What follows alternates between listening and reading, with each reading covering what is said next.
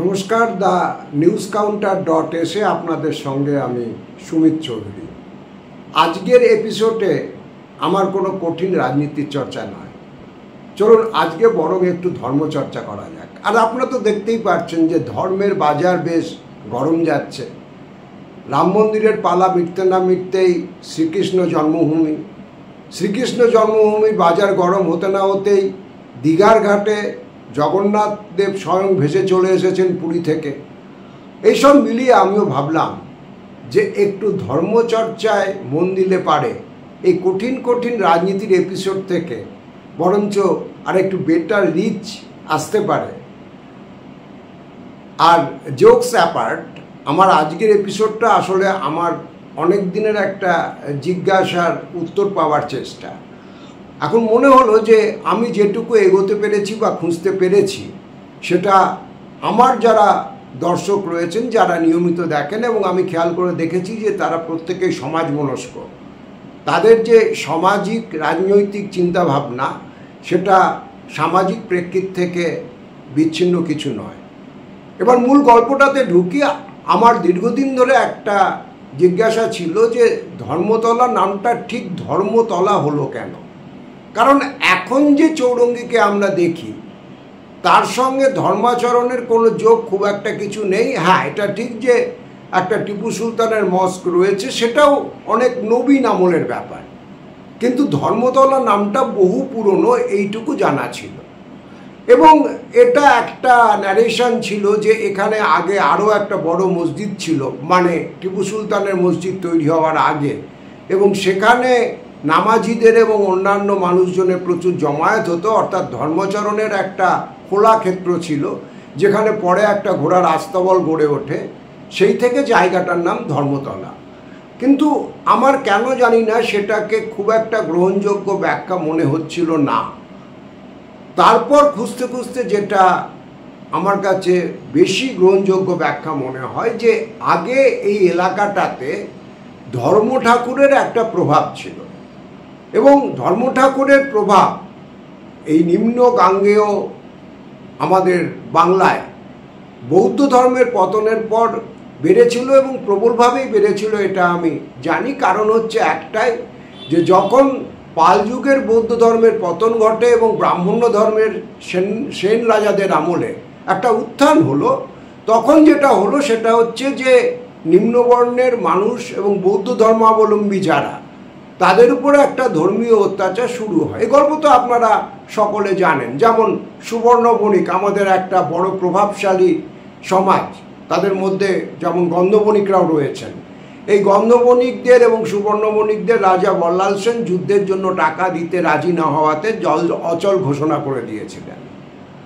আদিসুর যেমন আমাদের এখানকার যোগী যারা ব্রাহ্মণ ছিলেন তাদের উপবিধারণের অধিকার কেড়ে নিয়েছিলেন। অনেক পরে তারা শাস্ত্রের প্রমাণ দেখিয়ে উপবিধারণের অধিকার ফেরত পান। তো স্বাভাবিকভাবে যারা বৌদ্ধ ধর্মের মানুষ ছিলেন তাদের অবস্থা কি হয়েছিল সহজই অনুমেয়, এবং বৌদ্ধ ধর্মের মানুষরা তারা বহু জায়গায় ধর্ম ঠাকুরকে অবলম্বন করে নিজেদের যে ধর্মবিশ্বাস সেটাকে বাঁচিয়ে রাখবার চেষ্টা করেছিলেন। এটা একটা ডমিন্যান্ট প্যারাডাইম। যদি কেউ আরও বিশদে বাংলার ধর্ম চর্চা বা ধর্ম ঠাকুরের সম্পর্কে জানতে চান, ডক্টর অমলেন্দু মিত্রের একটা রবীন্দ্র পুরস্কার বিজয়ী বই আছে বাংলা রাঢ়ের সংস্কৃতি, সেটা দেখলে আরও বিশদে জানতে পারবেন। তো আমি আমার মূল গল্পে ফিরি। তো এই যে ধর্মতলা, এবং আর একটা হচ্ছে জায়গাটার নাম চৌরঙ্গি। চৌরঙ্গি নামই বা কেন সেটা খুঁজতে গিয়ে যেটা আমার জানা সেটা হচ্ছে যে চৌরঙ্গি নাথ, আমি যে একটু আগে যোগী সম্প্রদায়ের কথা বললাম, আজকের যিনি ইউপিতে আদিত্যনাথ যোগী, তো সেই যোগীদের যে কাল্ট, তাতে প্রধান 9 জন যারা পুরুষ ছিলেন তাদের মধ্যে একজন ছিলেন চৌরঙ্গীনাথ। যোগী যাদের অনুগামী, মানে আদিত্যনাথ যোগী, সেটা হচ্ছে গোরক্ষনাথ উত্তরপ্রদেশে। যেটা চিত্তাকর্ষক আমাদের কলকাতার ইতিহাসের প্রেক্ষিতে, চৌরঙ্গি যে এলাকাটা আজকে আমরা বলছি সেটা একটা বড় বৃহৎ জঙ্গল ছিল, এটা আপনারা জানেন।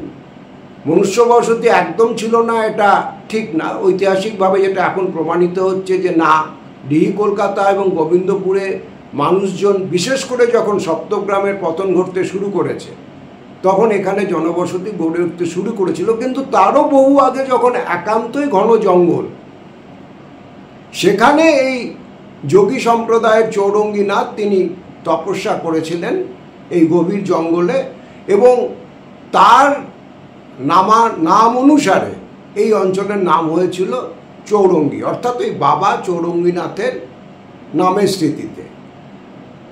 এখন সেখান থেকে আমার যেটা প্রশ্ন, ধর্মতলা, অর্থাৎ আমি যেটা মনে করেছিলাম বা যেটা একটা অনেকের কাছ থেকে যাদের ব্যাখ্যাটা আমার গ্রহণযোগ্য মনে হয়েছিল, যে ধর্মতলার সঙ্গে ধর্ম ঠাকুরের কোনো একটা সম্পর্ক আছে, বিশেষ করে যখন ধর্ম ঠাকুরের একটা প্লাবন এসেছিল। কিন্তু এই ধর্ম ঠাকুরটা ঠিক কোথায়, অর্থাৎ তার বিগ্রহটা কোথায় গেল, সেইটা আমি লোকেট করতে পারিনি। এটা আমার সীমাবদ্ধতা ছিল, কোনো সন্দেহ নেই। আর আমি এদিক ওদিক খোঁজাখুঁজি করে যেটুকু পেয়েছিলাম তাতে কেউই নিশ্চিতভাবে বলতে পারছিলেন না যে ধর্ম ঠাকুরের যে বিগ্রহটা সেটা কোথায় চলে গেল। শেষ অবধি একদিন একদমই কাকতালীয়ভাবে তালতলা অঞ্চলের নবগঠিত একটা মন্দিরের উপর আমার চোখ পড়ে, যেখানে বড় বড় করে লেখা রয়েছে যে ধর্মরাজের মন্দির। আমার প্রথম সেটা স্ট্রাইক করে। তারপর নিরিখ বলে একটি ছোট পত্রিকাতে একটি প্রবন্ধ, কলকাতায় বৌদ্ধ এবং নাথদের উপরে, সেই প্রবন্ধটি পড়তে গিয়ে আমি দেখি যে সেইখানেও বলা হচ্ছে ওই শীতলা মন্দিরেই যে বিগ্রহ রয়েছে সেটাই প্রাচীন কলকাতার ধর্ম ঠাকুরের বিগ্রহ। অতঃপর আমি সেই মন্দিরে হানা দিই, স্থানীয় কিছু পুরনো রাজনৈতিক কর্মীকে সঙ্গে নিয়ে, এবং আমি আবিষ্কার করি এই মুহূর্তে আপনারা উইন্ডোতেও যেটা দেখছেন, ওই ধর্ম ঠাকুরের যে বিগ্রহ সেটা শীতলা মন্দিরেই এখনো রক্ষিত আছে। শীতলার বিগ্রহ অনেক বড়, তার নিচে একটি গণেশের বিগ্রহও আছে, যেটাও কলকাতার সম্প্রসারণের কাজের সময় সিআইটি রোডের মাটির তলা থেকে উঠেছিল। আমার নন টেকনিক্যাল চোখে দেখে মনে হয়েছে যে গণেশ ঠাকুরের যে বিগ্রহ এটা অত্যন্ত প্রাচীন।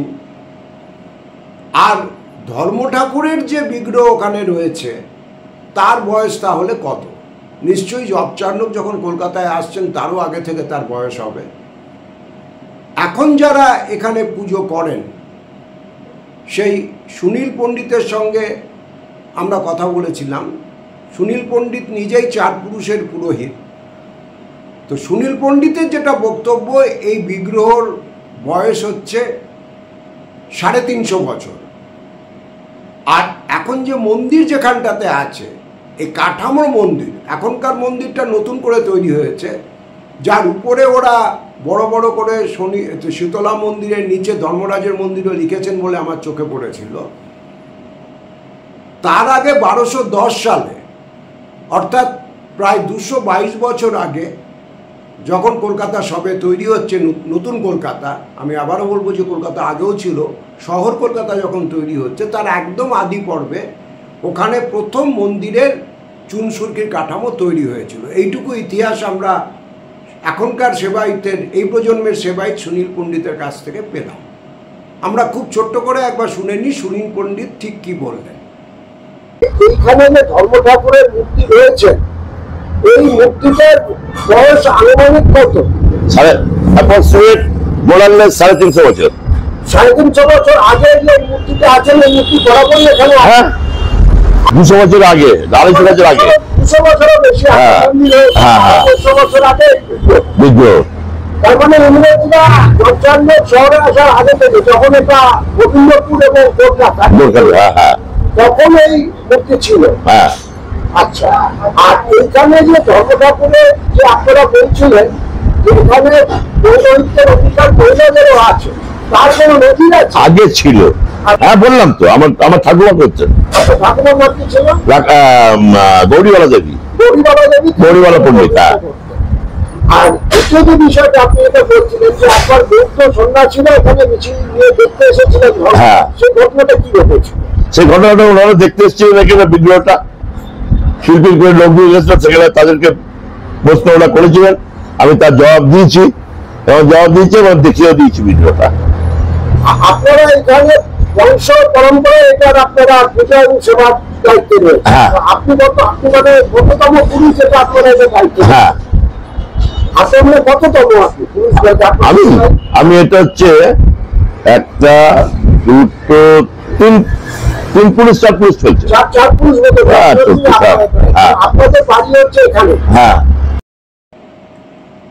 আপনারা শুনতেই পেলেন যে সুনীল পণ্ডিতের কি বক্তব্য।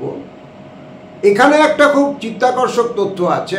এক, যে সুনীল পণ্ডিতের কথাতে তো শুনলেন যে এখানে মহিলারাও একটা সময় ধর্ম ঠাকুরের পৌরোহিত্যের কাজ করেছেন, অর্থাৎ টিপিক্যাল ব্রাহ্মণ্যবাদী যে মডেল তার সঙ্গে এটা যায় না। কিন্তু তার থেকেও একটা বড় ব্যাপার আছে, এই ধর্ম ঠাকুরের যারা পৌরোহিত্যের কাজ করেন এদের সাধারণত বলা হয় ডোম পণ্ডিত।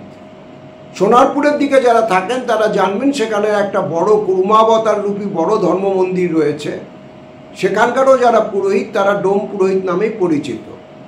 এবং কলকাতার শীতলা মন্দিরের যারা এই এখন যারা পৌরোহিত্য করছেন পণ্ডিতরা, এদেরও কিন্তু বাসস্থান হচ্ছে কলকাতার হাড়িপাড়াতে, অর্থাৎ তালতলা অঞ্চলে ওই মন্দিরের ঠিক পিছনের দিকের এলাকায়।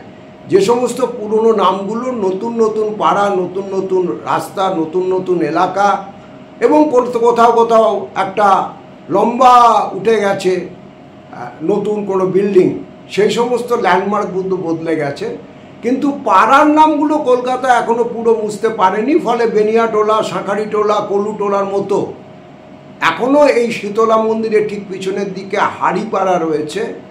এবং এই হাড়িপাড়ার যে বসত, আমাদের এখন যিনি তালতলার এই ধর্মরাজ মন্দিরের নিত্য সেবার কাজ করেন সেই সুনীল পণ্ডিত বা তাদের পূর্বপুরুষরা প্রত্যেকে কিন্তু ওই এলাকার বাসিন্দা।